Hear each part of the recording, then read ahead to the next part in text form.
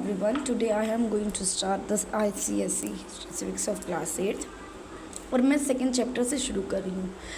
What is the reason why I am starting from the second chapter? क्योंकि ना before going ahead towards the struggle of our country India, we should know the rulers who were ruling to us.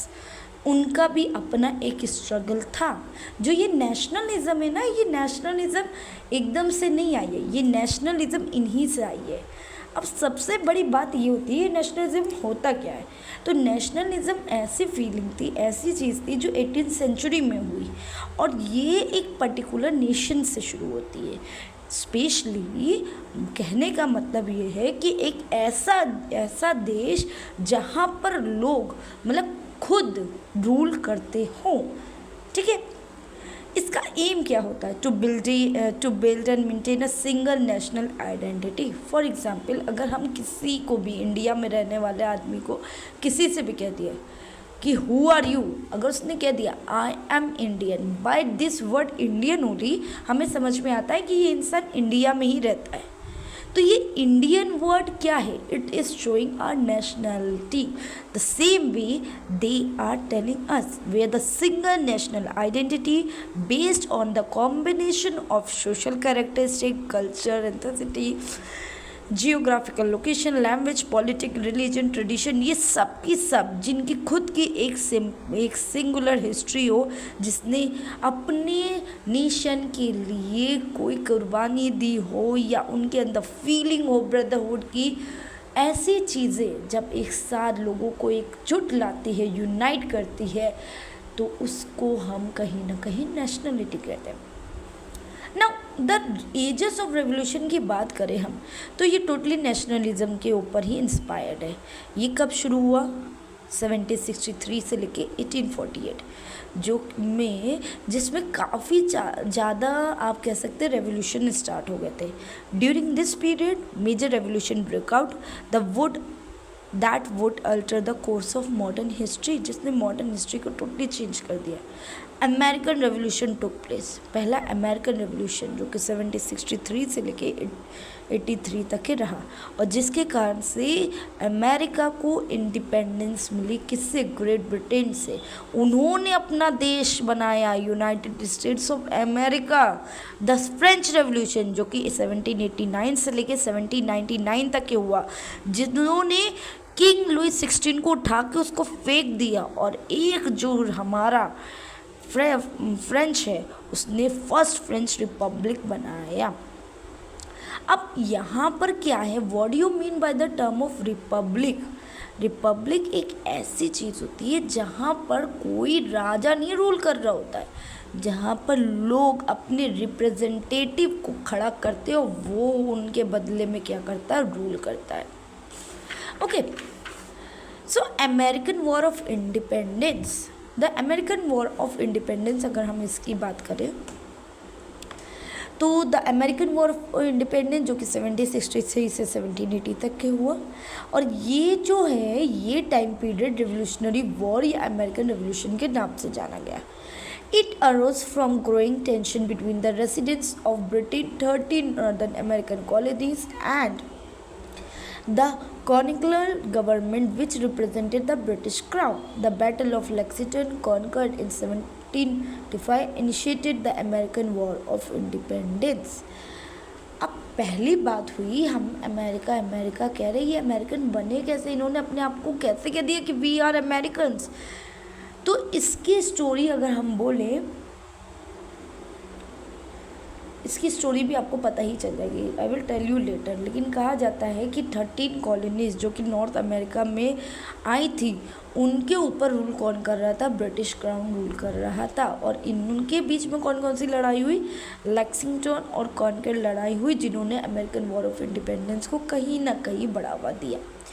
British colonies in America. कहा जाता है कि discovery era के time पे America का क्या हुआ? खोज हुई. ठीक है.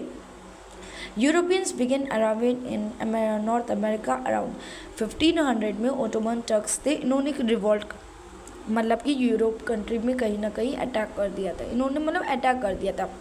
अब वहाँ से लोग भागते हुए किस तरफ पहुँचे, नॉर्थ अमेरिका की तरफ पहुँचे। इन्होंने ऐसी जगह देखी जहाँ पर खूब सारे नेचुरल रिसोर्सेज क्या हो सकते थे, नेचुरल रिसोर्सेज इनको मिल रहे थे, और वहाँ पर उस पर्टिकुलर एरिया को अपना एरिया क्लेम करने के लिए इन्होंने क्या किया, अपनी मतलब ब्रिटेन ने अपनी 13 कॉलोनीज़ को वहाँ पर सेटल कर दिया। While the French move into the north, Spanish वहाँ पर साउथ और वेस्ट में क्या हुए, वो पहुँच गए। ब्रिटिश ने कॉलोनीज अपनी east coast of North America में सेटल कर दी। ठीक है, the British settlers came to this new lands for many reason, बहुत सारे रीजन्स में इन्होंने ब्रिटिशर्स आए, वहाँ पर सेटल हो गए। कुछ लोग पैसा बनाने की सोचे कि नई जगह है, हम वहाँ पर पैसा करेंगे, ट्रेडिंग करेंगे अपनी कंट्री के लिए, और कुछ अपनी रिलीजन फ्रीडम के लिए। इन द अर्ली ऑफ 1600 तक के ब्रिटिश किंग ने कॉलोनीज़ को अमेरिका में सेटल किया। 1700 तक के the settle had form 13 British colonies उन्होंने बना दी थी। ठीक है, ये सारी ब्रिटिश कॉलोनीज़ के नाम हैं, Philadelphia, Charleston, Brunswick. Okay, the seaboard and the north lakes navigable rivers were critical to trade and transport. वहाँ से सी बोट्स, नॉर्थ लेक्स, ये सब बहुत ईजिली मिल रहा था, तो उनको मालूम है बहुत सारी चीज़ें, ट्रेडिंग बहुत अच्छे से हो रही थी। ठीक है, each state had its own constitution, her state के अपने अपने कॉन्स्टिट्यूशंस होते थे, जिसमें पीपल के पास अपने सर्टन राइट्स थे, फ्रीडम ऑफ स्पीच, रिलीजन और प्रेस। ये सारी की सारी चीज़ें स्टार्टिंग में इन सबको दी गई। तो अब कहा जाता है कि ऐसे क्या कारण बन गए थे कि ये जो 13 ब्रिटिश कॉलोनीज है, ये खुद अपने ब्रिटिश क्राउन से क्या करें, लड़ बैठ गए। तो let us discuss the main cause. क्या कॉज था? 7 ईयर ऑफ वॉर, 1756 से लेकर 1763 तक के वॉर पे वॉर होती जा रही थी। ठीक है, ब्रिटिश और फ्रांस के बीच में, जिसका इम्पैक्ट किन के ऊपर पड़ रहा था, अमेरिकन कॉलोनीज़ के ऊपर पड़ रहा था। डिफीट करने के लिए फ्रांस को, इंग्लैंड को कहीं ना कहीं कनाडा ऑक्युपाइड करना पड़ रहा था, और उनसे लड़ने के लिए मनी की रिक्वायरमेंट हो रही थी। The Americans were freed from the French menace, मतलब कि अमेरिकन्स लेकिन फ्रेंच की जो वायलेंस और डेंजर थे, इन सबसे मतलब कि एकदम बचे हुए थे। तो उन्होंने नेसेसरी नहीं समझा कि हम उनकी ब्रिटिश आर्मी को सेटल्ड करने के लिए, मेंटेन करने के लिए किसी भी तरीके का खर्चा करें। लेकिन तो भी इन्होंने क्या कहा कि भाई हमारी लड़ाई चल रही है, इसलिए तुम हमें क्या दो, पैसा दो। They did not feel the necessity of maintaining the British army at their own expenses. After this war, the American colonies began to revolutionary. इनकी लड़ाइयाँ, 7 साल की लड़ाई में अमेरिकन्स ने पैसे दिए। इनकी लड़ाइयाँ ख़त्म होने के बाद अब अमेरिकन्स ने कहा कि हम अपने हक के लिए लड़ेंगे।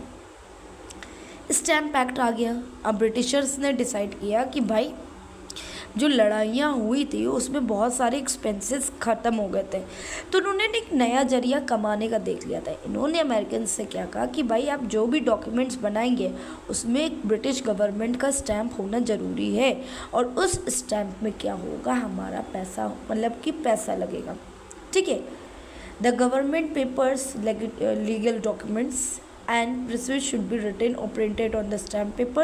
The tax will be collected from the stamp was used to the expenditure of the standing army in America.